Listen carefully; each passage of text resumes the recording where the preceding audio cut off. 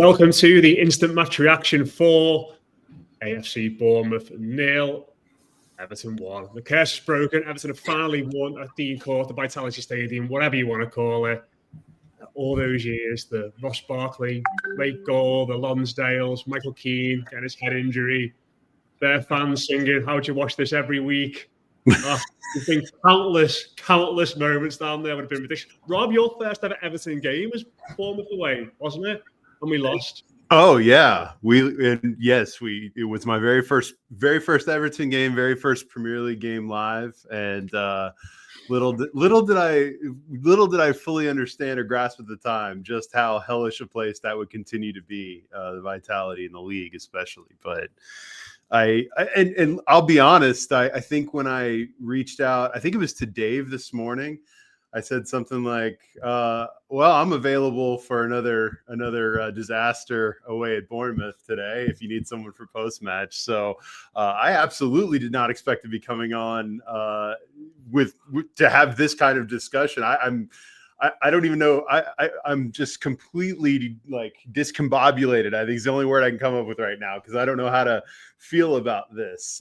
But it's great. That's the bottom line, is I don't even care how we did it. Especially in a game, and I will say this, especially in a game where it felt like we constantly were passing the ball around and it kind of all looked nice, and yet we never seemed to threaten goal at all for the 99% of that game. It seems fitting that we score on a wildly deflected goal, to find a way to win. We were never going to break this curse with a nice tidy 2-0 or 3-1 kind of win. It was always going to be something like this. So really, really happy, especially off the back of that horrible performance at home against Newcastle at the weekend. Absolutely. As you probably guessed, Rob Vera is here with us. We've also got Les and Tim to talk about Everton's first ever Premier League win at the Vitality Stadium. Can you believe it? Les, I'll come to you first, mate. How does it feel to live in a world where Everton win at Old Trafford and win at Bournemouth? And then get humped 4-1 by Newcastle. It's been a wild 8 days, hasn't it? It really has been nuts. That was, I mean, as you know, I'm very, very cynical at the best of times. So I think after going from the sublime to the ridiculous between Man United and Newcastle, I didn't really have high hopes for this. I think me and you gave Liam some stick in the group, didn't we? Because Liam came out and said, I think very smug right now, isn't he? Yeah. He's given us loads of stick, and rightly so. He called us out on it. Liam was basically saying, I reckon we can go to Bournemouth and get something. Me and Matt heartily disagreed with him, and he shoved those words, thankfully, right back down our throat. But no, it's lovely, isn't it? It's just a nice feeling, like you always say, Matt. We never do anything out the ordinary. Now we've done that twice in the space of 8 days, which is just, this is all we ask for. We're not asking to be world beaters. We're not asking to go and win the league. Sometimes it's just surprise us in a nice way, and they've done that tonight. And I think they were full value for it. I mean, I know you said, Rob, it's like we didn't really threaten the goal, and it never really felt like we did. But we had 11 shots there, apparently, 3 on target. I think the 3 on target with James Garner corners and Jack Grealish's shot was definitely off target. But yeah, it was one of those games, wasn't it, where we felt in control, but never really looked like doing too much with it. But I think we're the better team overall and definitely deserved it. Yeah, Tim, it was one of them for me where, agreeing with what both the lads have said, really, in the sense that it wasn't a classic game. There wasn't loads of chances. There wasn't amazing football from both sides, but it felt like pretty much throughout all of it, we were just about edging it 60-40, 70-30 in various spells. And we were always sort of in control, weren't we? Yeah, look, I definitely agree with that. I mean, the first half was pretty far away from champagne football, you'd have to say. Being over here in Australia, it's pretty early in the morning, and I did sort of feel like going back to bed at halftime. Obviously, glad I didn't. And I mean, Grealish scoring a great goal. Obviously, you heard me when I was screaming at the TV going, shoot, for fuck's sake. Because I felt like throughout the game, he'd played around with the ball a bit too much. I thought he took an extra touch once or twice, which he actually did for the goal as well. I thought he could have shot the touch he had before, and I thought he lost the chance. But to go to their place and shut them down the way we did was amazing. And all we needed was one goal. We got that bit of luck. Unfortunately, Turno Barry's never going to get that bit of luck, I don't reckon. And, it's been a while since I've been on, so you may not have noticed the length of the beard, but I've decided I'm not shaving until Barry scores a goal. So could have a bit of Rip Van Winkle going on by the end of the season. You'll end up looking like an upside-down version of that United fan who's not cutting his hair until they win. Is it That's 4 or right. 5 games in a row? Unfortunately, I cannot do much with the upstairs, so the facial hair was the only way I could go. Brilliant stuff. Rob just taking his cap off as well there. I mean, let's start with that. Let's start with that moment, Rob, with Grealish. I agree with Tim. Like, I was really frustrated with him at times tonight. There were a couple of times where the ball dropped him in the box. I think actually just before he scored, and he tried to take a touch and lay it off. And sometimes you're just thinking, just swing a leg at it, because something like a deflection can happen and it can go in.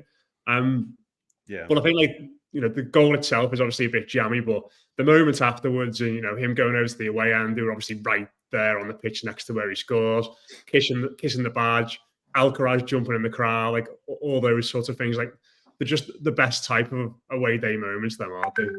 Yeah, they are, and I remember immediately thinking upon scoring that, to that point, I think I'd probably brought it up at some stage, maybe during Roberto Martinez's tenure, where we started to figure out that at times Everton were a whole lot of possession without anything, more, at times. And I think I kind of made the analogy that sometimes you got to play this sport a little more like hockey, in that, it's just, you can continuously wait around for this perfect opportunity, but sometimes you just got to just pelt the goal with shots. And you're going to get a lot blocked, and you're going to get things, you're going to not be successful maybe some of the time when you're not always setting up these perfect, kind of vintage era City type goals. But I do think that sometimes you just got to at least, create some chaos within the box to force the defense to react, to force players to do things. And really, just at a certain point, Grealish, who was not having a great game, I really thought him and Njai in particular were just kind of off of it today. I thought this is one of those games where when you don't have it going, you just have to sort of, like you said, swing a leg into it, see what happens. And look, we talk all the time, especially when we talk about Everton, about the concept of fortune or luck or bounces or breaks, things going your way.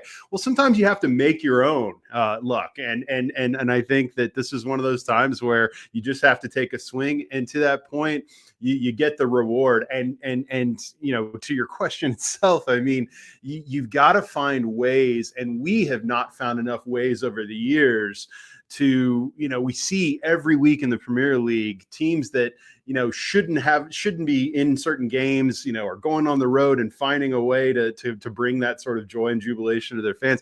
It's felt for years like it's just never quite us. Like, well, maybe we'll get a draw out of that, or maybe we'll, something nice will happen that will allow us to take some kind of moral victory from it. But between Old Trafford, where you had an example where we were down to 10 men and I still thought we outplayed them thoroughly, this was not quite like that. But this was another one of those games where we walked into it, not feeling, I don't think anyone could have looked at that team sheet and thought, well, this is setting us up for success on a cold Tuesday night in Bournemouth, but we found a way. And I think sometimes you've just got to press the issue. And I keep coming back to this recurring theme to Everton.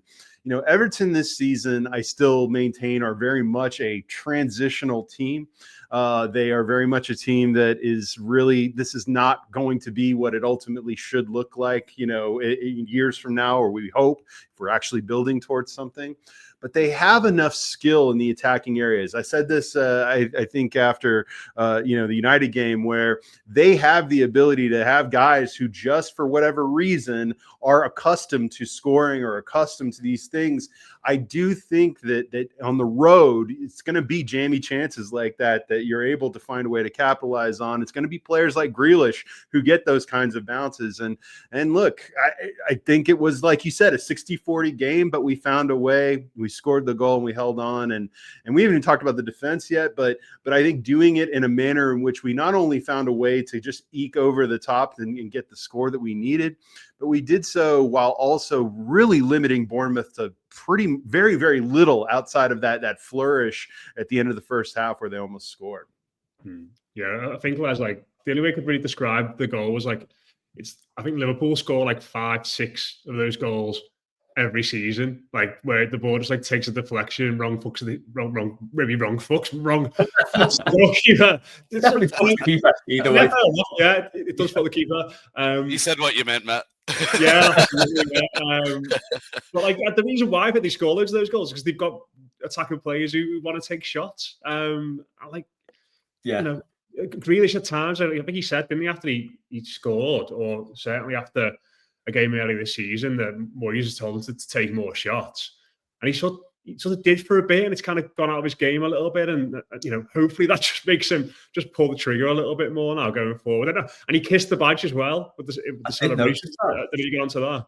Yeah, I did notice that. The cheap hussy. What's he on about there? Fall in love with a lone player. And it's good to see, though, isn't it? It's sort of like I think, like you said, Rob, there, he was chewing the ball a bit much today. It's been a bit of a criticism of him this season that he doesn't trust enough players. There were a couple of times again in that game, though, where Mykolenko was the ball to play. He was on, he was open, there was no one near him, and he just turned away and looked for someone else. And I think he needs to get that out of his system. I know Mykolenko's not great on the ball, but I always sort of say, like, to my kids when I'm coaching them, if there's a player free and he's in space, that's probably the right pass. And unless you can, or less, as he figured out what we've all figured out. Well, maybe it's that. Yeah, I don't know, but I just hope that is the impetus for him to just maybe take a few more shots and just see what happens. I think you could aim that at the whole team, really, couldn't you? There is an element of overplaying it and taking a touch too much when you have a shot and follow it and you don't know what's going to happen, do you? So yeah, it was. It's nice that he's got his second goal. His first one was a block and the second one was a deflection. Good stuff.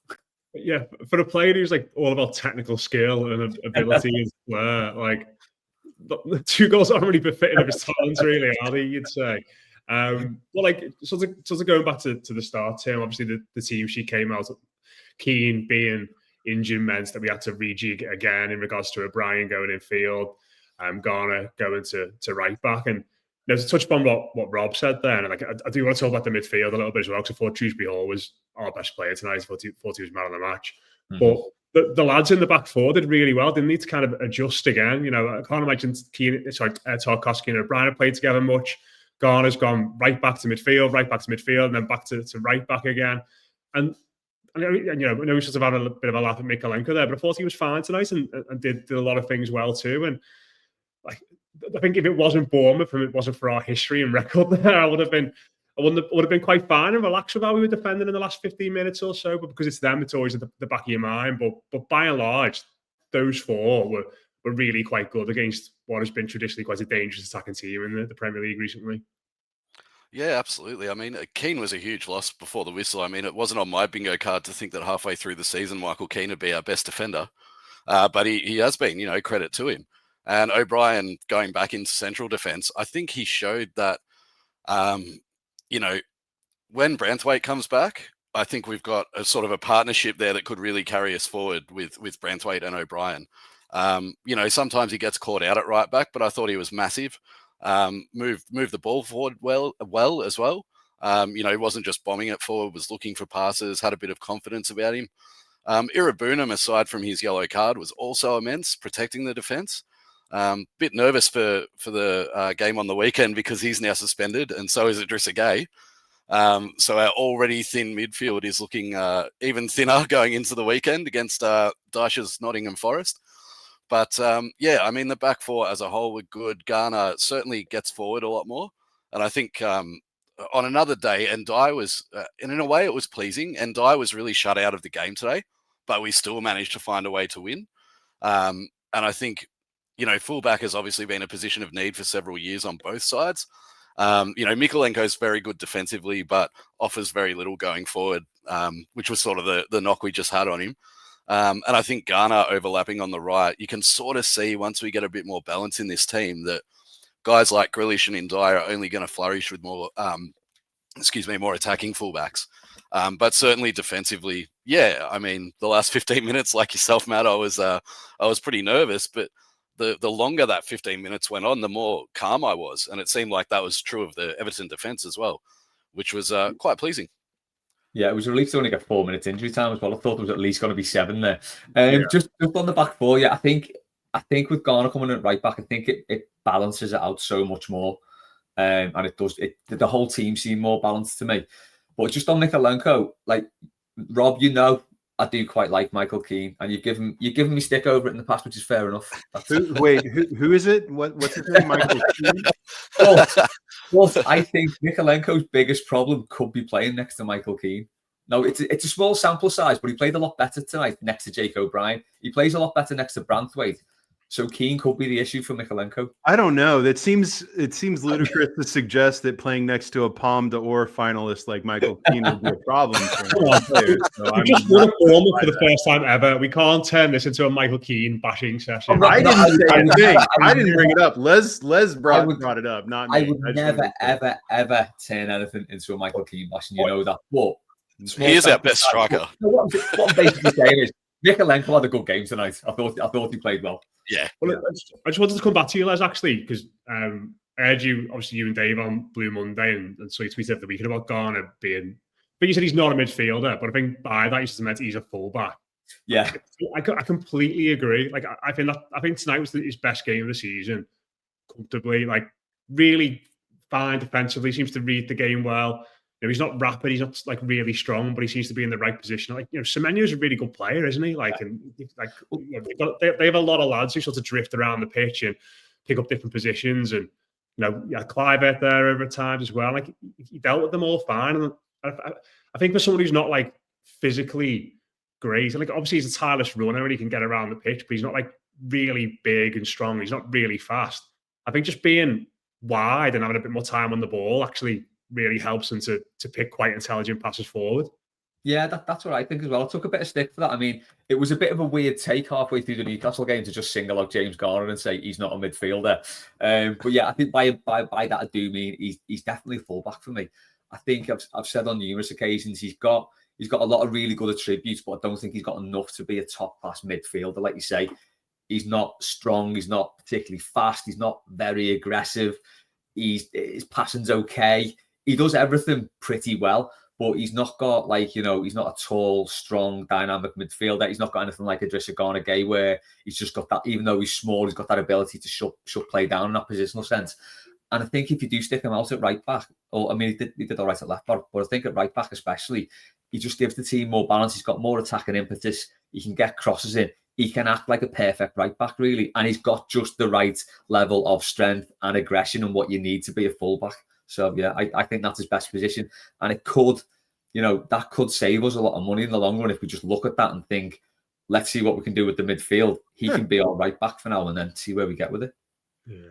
Like, I agree with Les that and Les, you and I talked about this for a while. Like, I've been with you on the James Garner as a right back thing for a while. And I think the problem is that people or even maybe someone like James Garner himself would take a statement like that as a slight, as if being a right back is somehow a lesser calling than being a midfielder, which to me, I don't buy that, right? Like I just think I actually just think that he might be good in that position. Having said that, Les, I don't think it's helpful to give Everton even more ideas about how they can avoid buying a right back. I still think that buying a fullbacks is a good idea. I'm going to die on the hill that it's still good. And you need only look towards the potential weirdness of what this weekend has in store for us with Tim Irabunum now being suspended. The play there as well. We probably should move Garner back into midfield to cover for him. And then it becomes a question of, if you do that, then my God, I saw Nathan Patterson's name on the bench. Is that what we're doing at right back this weekend? Or you said before the game, I get the sense Keane will probably be fine for the weekend. Or Keane will be fine. Like Keane is never injured he's barely ever injured, and he's certainly not injured usually for more than one game. And I don't, like all the jokes aside, we need all hands on deck right now. And I do think that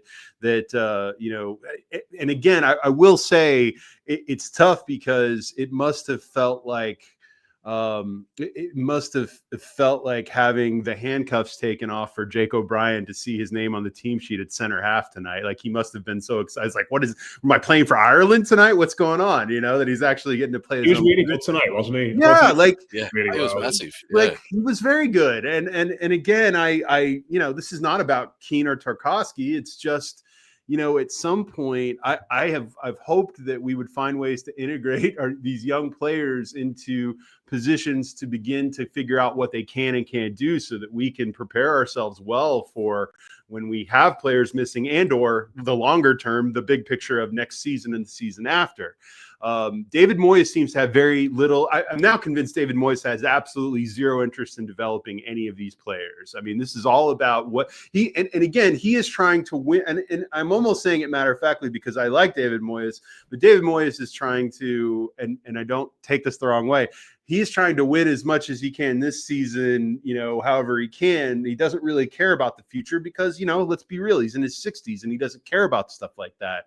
But with AFCON coming up pretty soon, I had to watch Dwight McNeil come off the bench again tonight and Tyler Dibbling sit there. And, I'm beginning to think that Dwight McNeil is the plan for when, Njai is gone. And so, I think about guys like Jake O'Brien having these opportunities. He's got to make the most of them. And I think he did tonight. But because of the injuries, because of the fact that, it's probably Michael Keane coming back in, I don't think he deserves to be dropped at this point. Then, Tarkowski is a bigger, longer term conversation. But what I will say is we need all hands on deck. Jake O'Brien is probably playing right back again this weekend. But hey, as far as tonight goes, it was very heartening to see Jake O'Brien playing in his preferred position and playing well. The defense played well. And look, the last thing I'll say about Bournemouth is that we can do the thing where we can minimize what we saw defensively tonight by saying, well, Bournemouth's been really struggling lately. They haven't been that good, whatever. The bottom line is that Bournemouth has been scoring pretty regularly this season. They have a dynamic attack. Semenyo is such a great player. Like, they've really got a lot of attacking intent and talent. We found a way to go to their place and win the game. Conversely, Newcastle was also in really poor form and then put 4 past us, right? So we, let's be consistent about this. Sometimes form matters and sometimes it doesn't. The bottom line being that, when you go up against a talented attacking side and you especially at their place and can get out of there with a clean sheet and you can find a way to get 3 points, you really don't want to minimize that. I think tonight was a colossal effort, especially given all of the injuries.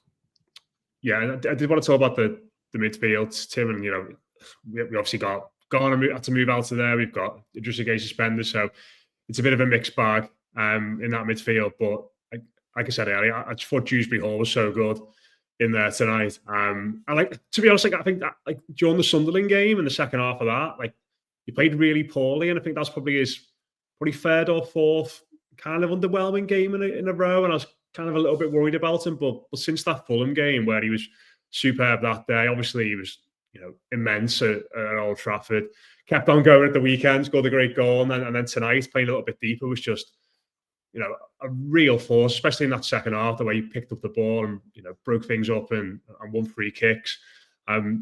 Looking like a really good signing. Maybe tonight as well for me, the first few signs of being a sort of good leader and a proper example in the middle of the park. Yeah, he was immense. And I mean, maybe that sitting that little bit deeper actually suits him better than playing that 10 role, because it allows him to get a bit more involved in the play, because we generally sit quite deep as a team anyway. He's picking up the ball earlier. And one thing I've noticed he's really good at is in transition. He thinks quicker than other players. So if he's playing that 10 role, he's sort of sees the transition from defense to attack quicker than anyone else, and he's already on the move. Unfortunately, when he's that far forward, he's the one that needs to be playing the pass to himself. So he can't do both. But I think when he plays that deeper role, he's got that vision and that quick thinking to be able to see players' movement. I think that crossfield ball he played to Barry, I think it was in the second half, was immense. Where he looped it over a defender, and Barry's first touch was also very good, but it created an attacking opportunity for us. So I mean, I like him as a 10, but I think having him in that deeper role, once we have a full team again and having an Idrissa Gueye or a Garner or a Merlin Roll if we ever see him again. Having one of those next to him as a sort of more defensive fulcrum, and then having an Alcaraz or a McNeil or a Dibbling even in that 10 role just offers us a few more attacking outlets. I don't think we'll see that sort of attacking setup in every game. I don't see Moyes walking into Man City with a lineup like that, but certainly against teams that we should beat, that's another option we have to sort of revitalize the attack. And again, Njai was really quiet today. I was messaging the group chat at halftime saying, maybe he's knackered after a few big weeks. Might be time to sub him off. He seemed really flat. I said in the group chat, I did say, I hope he brings on Dibbling, but more likely he'll just bring on McNeil and shunt him out to the right, which is obviously what happened. But even Njai had some good moments in the second half, and it was just pleasing to see with Njai being quiet, someone else picked up the slack. In this case, it was Dewsbury Hall. And you're right, yeah, he was definitely man of the match by far. And his last 3 or 4 weeks have been really good, evidenced by the fact that I actually dropped him from my fantasy team for a couple of weeks and then picked him back up because he started doing well again. So maybe I lit the spark. I think it's so valuable, Les, isn't having a midfielder who can carry the ball like that. Just seems to get you out of trouble so much. You think, I'm not having a go at James Garner and Adrissagay here, but if they're picking that ball up in those sorts of situations, it's sideways pass or knock it down the line into a centre forward, isn't it? Whereas he's sort of got that little burst of pace, hasn't he, over like a couple of yards. He's not rapid, but he seems to just get into his stride quite quickly, and he can shift the ball on both feet. It just gets you out of trouble quite a lot, doesn't it, when you're penned in? Yeah, I think like Tim said, that's why he's kind of wasted in that 10 role.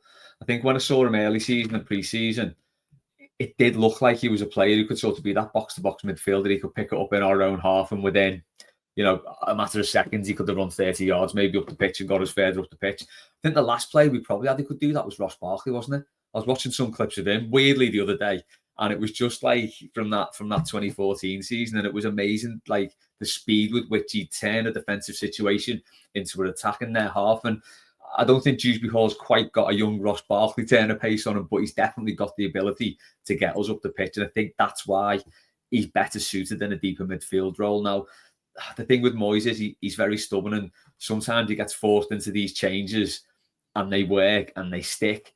But I just feel with Dewsbury Hall, he's been forced into these changes, they work, and I still think he's got to play him in 10. I think he's got it in his head that that's his position, and I don't think it is, and it's quite frustrating.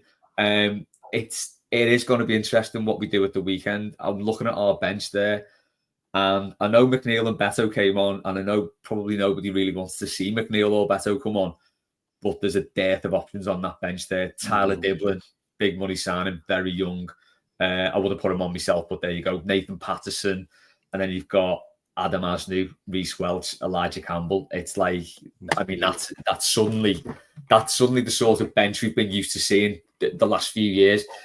Almost back to the 3 goalkeepers on the bench days. yeah, we're back there, aren't we? With Tom King, Mark Travers. So it does show this. There is a dearth of options as we, these suspensions and injuries are hitting in. So I think tonight it was good to see Tim Irabunam have a good game as well, because he particularly stunk the gaff out on Saturday, and that was a big performance from him tonight, particularly getting a booking early on.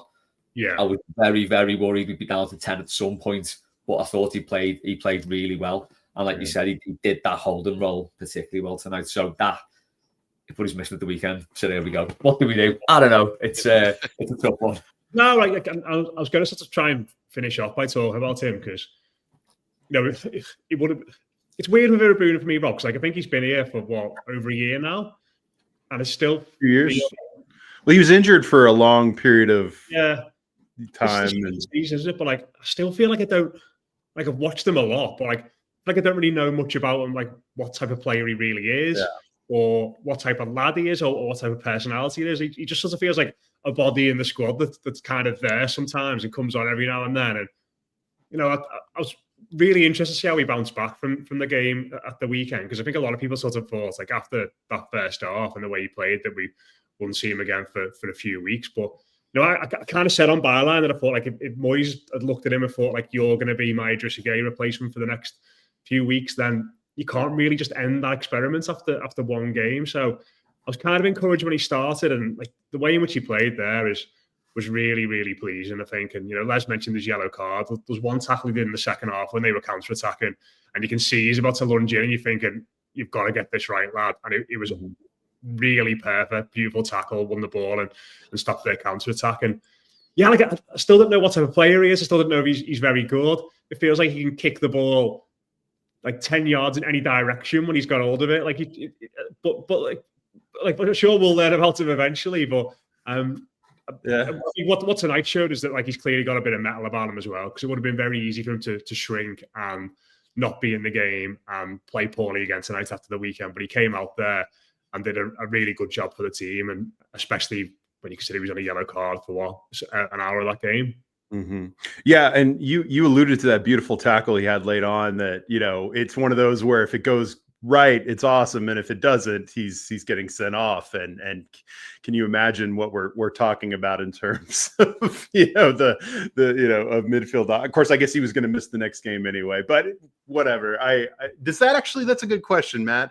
In a scenario like that where he's gotten a first yellow card that disqualifies him for the next game, if he gets a second and he gets a red, does he miss 2 games or does he? Yeah, I feel like it'd be a 2-game ban. Yeah. Oh God, that would have been terrible.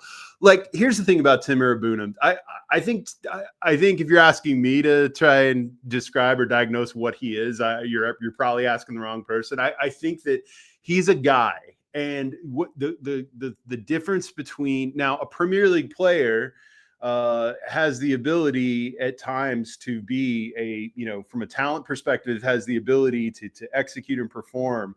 The difference between obviously those who are great versus those who are just guys is the ability to replicate that over and over again, right? So what you hope with someone like Tim Arabunam is that he can come in and for lack of a better way of saying it, do a job, right? I think what's important and where you begin to look at guys like that and differentiate them is, how does said guy respond to a really poor performance in the last game, and then we're in a position where regardless of how we feel about him, we literally have no other options, right? And so I think that from a character standpoint, it really speaks highly of him that he came back and responded the way that he did. There's nothing about the 11 that was put out there tonight on one level that you would look at and say, well, this is ideal for Everton. But at the same time, I would also argue that outside of Branthwaite, who's just been gone all season, that even when we've had all, quote unquote, all of our midfield options to deploy, or all of our attacking options to deploy, we've been just as capable of going out and just completely laying an egg too, right? So I think what we want to figure out is, who are the guys that can be reliable and consistent, on some level. I don't know. I still think in a best case scenario, Tim Arabunam is generally speaking a squad player, but I think also this is a test for, when we talk all the time about managers and how we evaluate them, we're talking, I think sometimes we limit it to, well, who did he pick in the team? And that's how I'm going to judge him. But that it also has to be the manager's ability to, take whatever is on the scrap heap right now with all the injuries and suspensions and other things, and be able to mold that into a group and say, all right, guys, today I need this from you. I need to push these buttons. I need to make this work. And look, as much as David Moyes certainly came in for plenty of criticism after the game at the weekend, and I certainly didn't love his comments after the game and in regards to framing us against Newcastle and the way he did. He's got to get some credit for the way that the team played tonight. This is the ultimate, especially given the injuries. There really was not any sort of margin for error, backs against the wall, whatever you want to call it, going to a place on a Tuesday night, a few days after a horrible result at home and a place you never win. They scrapped and they got a result, and they did so in all those sort of Everton ways that you hope for. And I thought Tim Arabunam, and I do want to add to the chorus here that Kieran Dewsbury Hall, I thought those two were particularly emblematic of, guys that needed to step up and kind of be more than you would normally expect them to be in roles that were sort of unfamiliar to them in order for us to get a win like this tonight. Because as much as we talk, and I was impressed with the defense too, the key to that defense being as good as it was tonight was how surprisingly, almost shockingly effective the midfield was at kind of limiting Bournemouth from getting, even though there was a back and forth nature to it, they really limited the ability for them to generate much at all. And I think Tim Irabunum was certainly emblematic of that, along with Dewsbury Hall. Yeah. Just to finish off then, Tim, just seen the great stat there from Squawker. So since David Moyes came back to Everton in January 2025, only Arsenal got the same amount of away wins as Everton. So no team has got more away wins in the top flight than Everton this year with 8. Everton and Arsenal got the most, which is mad in itself. And that result takes us up to 10th as it stands. I was watching the end of Newcastle Tottenham here, which is a mad game. It's 2-2 now, so I think we stay in 10th in the table. We're now 10 points clear of the relegation zone. We're 3 points off third, which is mental.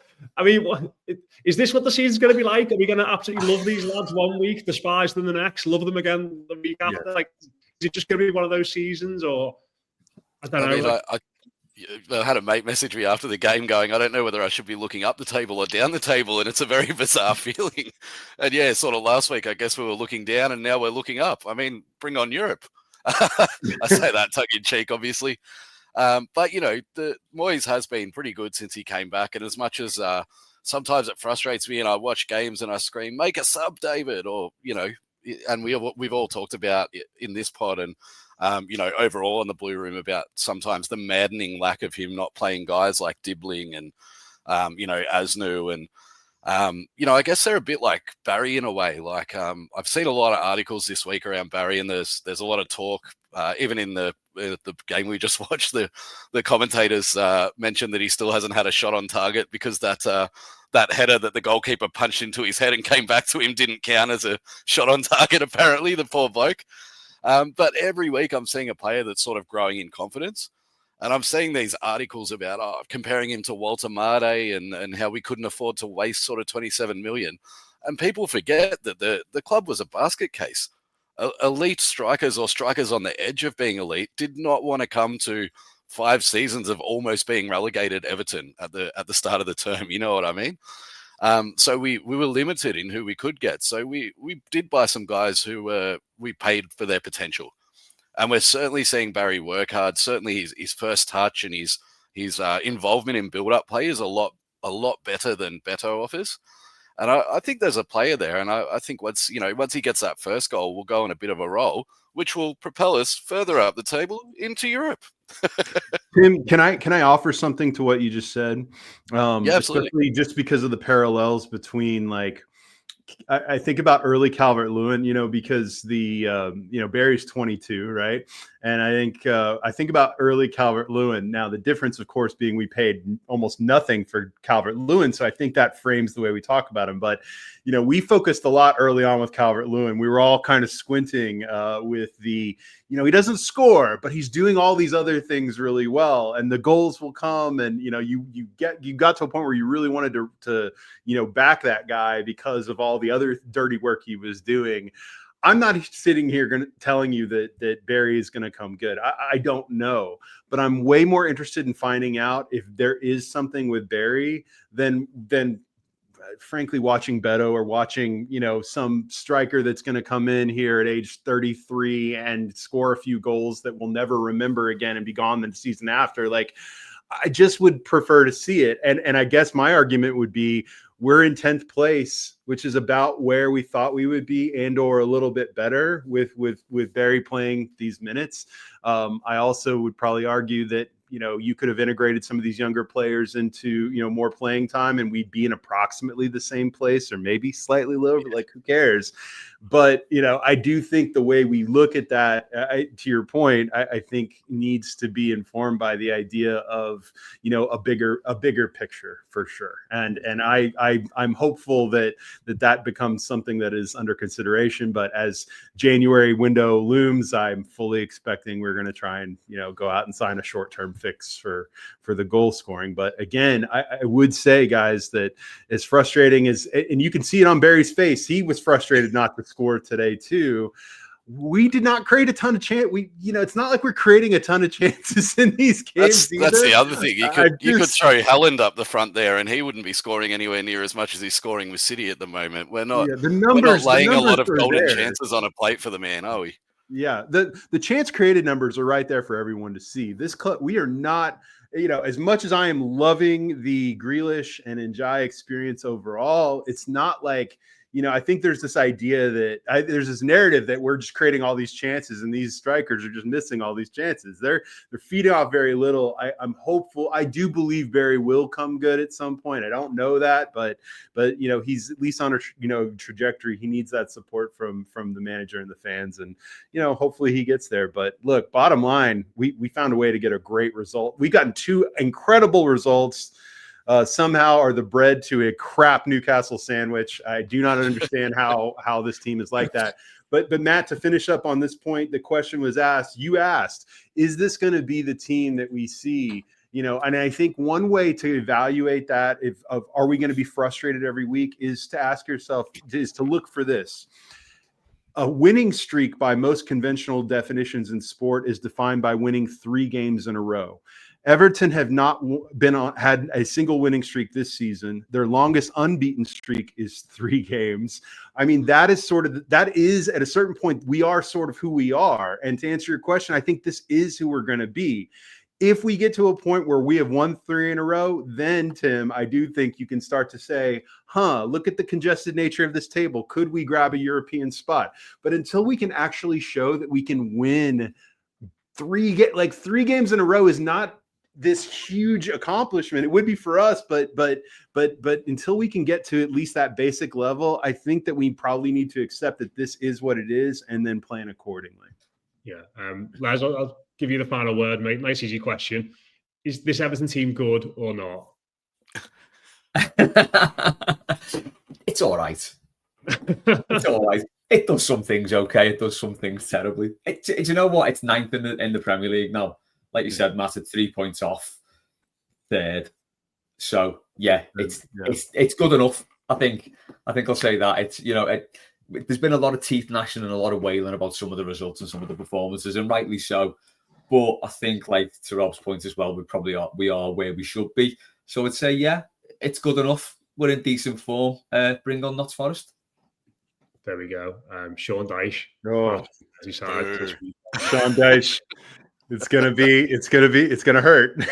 Yeah. I think after the United press, after the United instant reaction, said that Newcastle were going to get it at the weekend. So I'm just going to keep your mouth shut this time. But one thing, just one little bit of context on that Newcastle game. Someone in the YouTube comments for post-match, I think a Newcastle fan came on and said that's only the 2nd time that team's played together. That Newcastle team, he's had that team to play. The first one was Man City the week before. So it looks like they've got the first 11 and it's pretty good. So there is a bit of context to that defeat. Even though it was terrible, there is some context there. It was terrible, but it's Everton. But yeah, we will wrap it up there. Cheers to Lash. Cheers to Tim. Cheers to Rob. That is it from us. On the instant reaction for a momentous day, Everton have finally broken the curse down on the South Coast. They have won at Bournemouth. They are up into the top half of the Premier League. We'll have loads coming up for the rest of the week on the Bloom as we build up to that game against Nottingham Forest, as Les mentioned there. We'll have subs weekly, we'll have mailbag, and of course, instant reaction from the Demi-Castle on Saturday as well. But cheers, everybody, for tuning in. Up those toppies, and we'll speak to you again very soon here on the Blue Room.